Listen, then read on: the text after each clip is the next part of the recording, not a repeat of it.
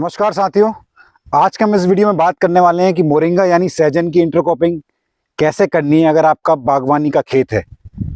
अगर आप मेरे पिछले वीडियोस देख रहे हैं तो आपको पता होगा नर्मदा प्राकृतिक फार्म पर हमने करीब 5 एकड़ में नया प्लांटेशन किया है, जिसमें से हमने 2 एकड़ में केसर आम लगाए हैं 15 बाई 15 फीट पे और 1 एकड़ में नींबू लगाए हैं 15 बाई 15 फीट पे और 2 एकड़ में रेड डायमंड लगाए हैं 10 बाई 10 फीट पे।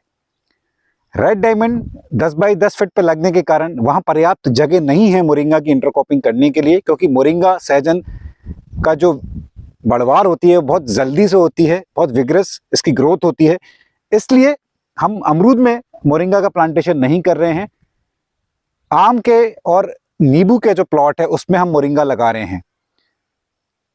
ये जो वैरायटी हम लगा रहे हैं, इस वैरायटी का नाम है ODC3 और जो डिस्टेंस हमने चूज की है वो है 2 आम के बीच में जो 7.5 फीट डिस्टेंस आएगी उस पे हम लगा रहे हैं।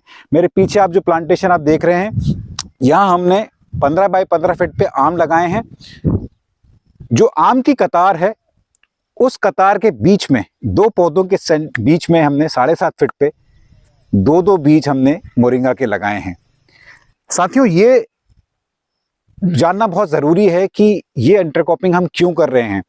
हमारा जो मुख्य उद्देश्य है ये मोरिंगा लगाने का, वो उसकी पैदावार लेना नहीं है। सबसे बड़ा उद्देश्य हमारा ये है कि हमको एक बहुत अच्छी सहजीवी फसल मिल रही है मोरिंगा के रूप में। एक बहुत अच्छा बायोमास मिलता है जब आप मोरिंगा अपने खेत में लगाते हैं।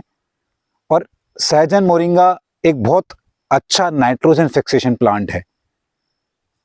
ये मेरा पर्सनल ऑब्जर्वेशन रहा है। आपने मेरे अगर पिछले वीडियोस 5 स्तरीय बागवानी मॉडल के, 5 लेयर ऑर्चर्ड मॉडल के देखे होंगे तो उसमें हमने मोरिंगा लगाया है और उसका जो परिणाम वो हमको प्रत्यक्ष रूप से उस ऑर्चर्ड में हमको दिखता है कि जहाँ जहाँ हमने मोरिंगा लगाया है वहाँ नाइट्रोजन की कमी हमने कहीं भी महसूस नहीं की है और एक बहुत अच्छा बायोमास मिलता है।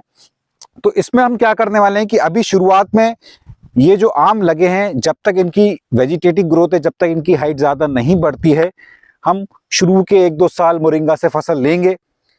लेकिन आगे जाके जब लगेगा कि इसकी कैनोपी 2 आम की कैनोपी से मैच हो रही है या 2 आम की जो ग्रोथ है उसमें बाधा डाल रही है, तो हम उसकी कटिंग बार बार करते रहेंगे। हम पैदावार के लिए नहीं लगा रहे हैं, जैसा मैंने पहले बताया, हम सिर्फ और सिर्फ एक सहजीवी फसल के लिए, एक बायोमास के लिए लगा रहे हैं। तो अगर आप प्राकृतिक खेती करते हैं और अगर आपने इस तरह का प्लांटेशन किया है जहाँ पौधों की दूरी पर्याप्त है एक मोरिंगा सहजन के पौधे को लगाने की, तो मेरी आपको ये सलाह रहेगी कि आप मोरिंगा जरूर लगाएं।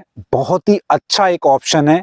शुरू के 2-3 साल आपको अच्छा पैसा भी देगा और आगे जाके एक अच्छे बायोमास के रूप में, एक सहजीवी, एक सिम्बायोटिक क्रॉप के रूप में एक बहुत अच्छा ऑप्शन आपको मोरिंगा के रूप में मिलेगा। मोरिंगा हम बीज से लगा रहे हैं। हम थोड़ा सा लेट हो गए हैं। आज है 6 सितंबर 2023। ये हमको अगस्त के महीने में लगा लेना चाहिए था, लेकिन मजबूरी थी कि हमारे पास बीज उपलब्ध नहीं था। बीज आया, उसके बाद हम ये लगा रहे हैं। और इसकी जो पहली कटिंग है वो कैसे करनी है, कब करनी है, उसका वीडियो भी आपको मेरे चैनल पर देखने मिलेगा। तो हमारे चैनल के साथ आप जुड़े रहिएगा। मोरिंगा की कटिंग बहुत ज़रूरी है उसकी कैनोपी को शेप देने के लिए।